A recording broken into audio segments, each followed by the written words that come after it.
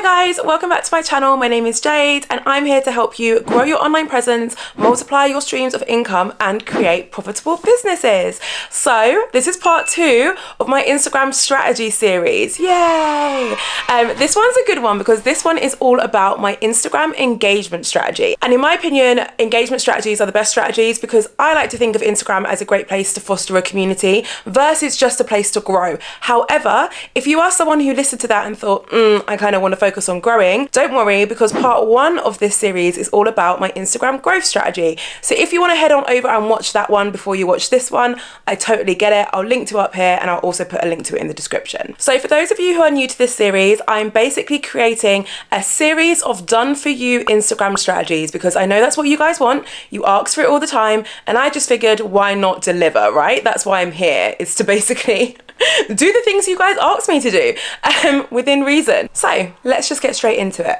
Okay, so all good strategies start with the objective. The objective for this strategy is all around engagement. If you're wondering what I mean by engagement, I mean how your audience are interacting with your content. So from a metrics or measurement perspective, engagement is looking at things like likes or comments, shares, saves, anything that your audience are actively doing to engage with your content. Like that's what we're going to be calling engagement, right? Engagement strategies are important because a lot of people are realizing that actually the real value in having a following on Instagram lies in how engaged your following actually are. So some people can have millions and millions of followers and very few of those followers actually see their content and engage with their content. And if that's the case, then how valuable is your following and your Instagram page really? You know, it's my personal opinion that engagement should be put above growth in terms of like order of importance. But in all honesty, it's completely up to you. And you'll find that depending on how long you've had your Instagram for and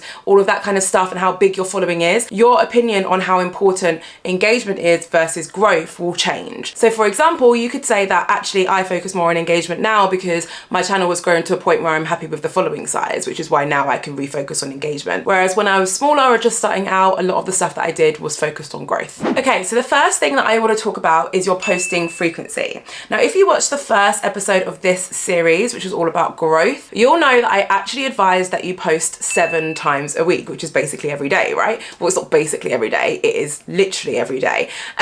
Now, I'm actually going to advise something slightly different on this occasion. Because we're focusing on engagement and we're focusing on actually producing really high quality content that your audience are engaging with, I would actually urge you to really consider how often your audience actually wants to see content from you. Now, the reason why I'm encouraging this is because for this strategy to work effectively, you want to be posting when your audience wants to see your content and your messaging, but also when your audience are most active, right? So let me take me as an example and my Instagram page, right? For my page, I post 5 times a week. I don't post every single day. The reason why I post 5 times a week is because I know that my audience don't want to hear from me on the weekends. All of my content is about business and entrepreneurial stuff and like social media marketing and becoming a content creator. And a lot of people, myself included, don't want to see that messaging on the weekend. Like they want to chill. They're not working anymore. They just want to relax, right? So because I took the time out to really ask my audience, but also put myself in my audience's shoes,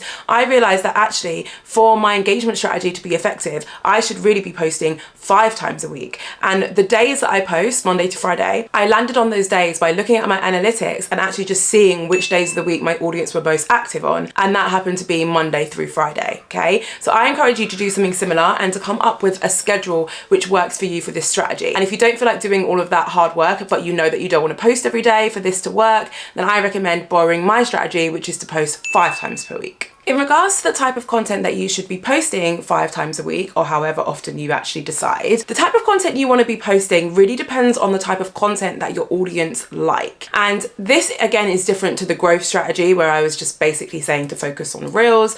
This one's different because essentially if your audience like reels and they engage with a lot of reels, they see loads of reels on their home feed. That's how the algorithm works, right? If your audience like loads of carousels, they see loads of carousels on their home feed, which is why for this strategy where we're focusing on engagement, it's really important that we figure out what type of content our audience likes, and that's the type of content that we focus on, okay? And if you're thinking, how on earth do I decide that? You could do something really simple, like just poll your audience on your stories and just ask them like, which do you prefer, reels or carousels? Which do you prefer, videos videos, or why can't I think of another feature? Just static images, you know? Poll your audience and they'll probably end up giving you the answer to your question. And if you don't want to do that, then this is where your kind of imagination needs to kick in, and you need to put yourself in your audience's shoes and ask yourself, which type of Instagram content do you think your audience are going to really enjoy engaging with? Okay, so let's talk about messaging, right? So when it comes to your messaging for your engagement strategy, you really want to focus on being relatable, but also sharing a lot of value in your messaging so that it's savable. So what I basically mean by this is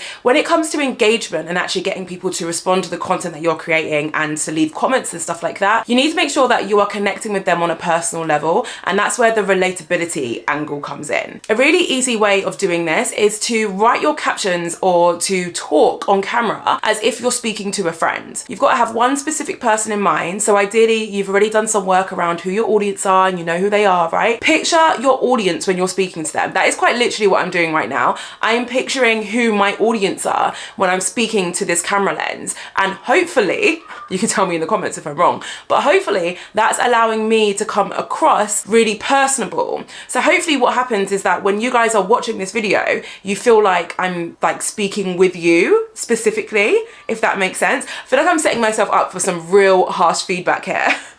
You guys are gonna be in the comments like, no, Jade, that's not what you're doing, babe. You're not doing that. Anyway, hopefully that's what I'm doing. And if I'm not, then let me know and I could definitely work on it. But that is a huge part of your kind of engagement strategy and your messaging, is really making your content as personable as possible. It's also really important that you open a dialogue when it comes to your messaging. So again, engagement strategies, we're trying to get your audience to respond to the content that you're putting out into the world. And one thing that's gonna really help your audience actually respond is if you give them an easy way to respond. So ask them a question, encourage them to share their thoughts, their opinions, ask them what they want to see next from you. Like, open up that dialogue so that your audience feel comfortable enough to actually speak with you and respond to your comments or respond to your recent posts or respond to your stories, right? The easiest way to break down that barrier and actually open up that dialogue is by you making the first move and kind of giving them an easy way in. I really hope you guys are enjoying this video so far. If you are, then please be sure to subscribe to my channel because I release new content every single week, but also I have a bunch of freebies in my description of this video,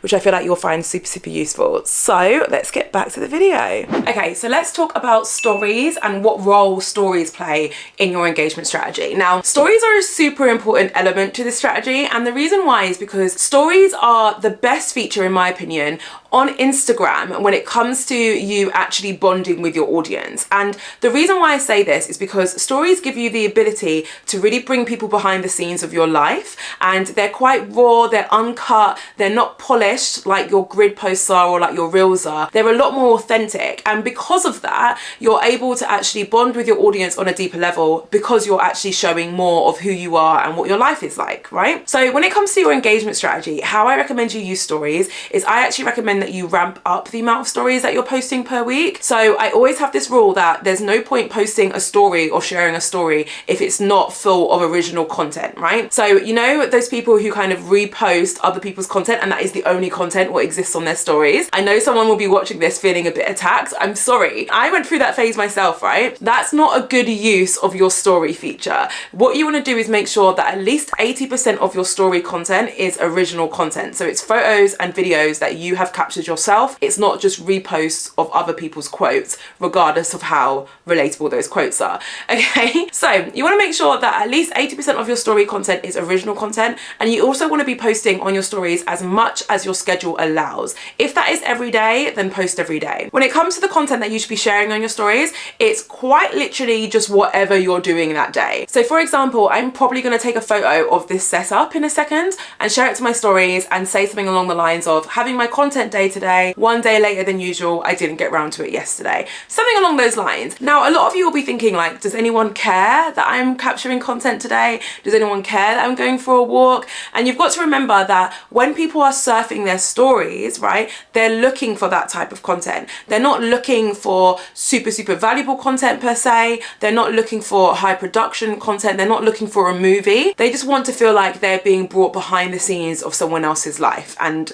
they just want to feel like they can experience what you're experiencing almost in real time, right? So that's what I want you to focus on when it comes to your stories, ramping up the posting frequency, ideally every day if you can, but making sure at least least 80% of the content you're sharing on your stories is original content. Okay, so the final element of this engagement strategy that I would like you to try out is to go live with your audience at least every other week. Now, I'm not gonna lie, this is actually a part of the strategy that I don't necessarily do, but that is because I do go live on things like my membership club, which is called the Creators Club. A link is in the description in case you're interested. But essentially, if you are really dedicated to ramping up that engagement on your channel, then going live is super important. Now, of course, you can go live with others and that really helps you grow. But for this strategy, you actually don't need to go live with others. Going live by yourself is just as effective, if not more effective, when it comes to really building engagement with your community. The reason why this is the case is because lives allow you to communicate with your audience and open up that dialogue in real time. And there is virtually, not even virtually, there is no other feature on Instagram which allows you to do that. So yeah,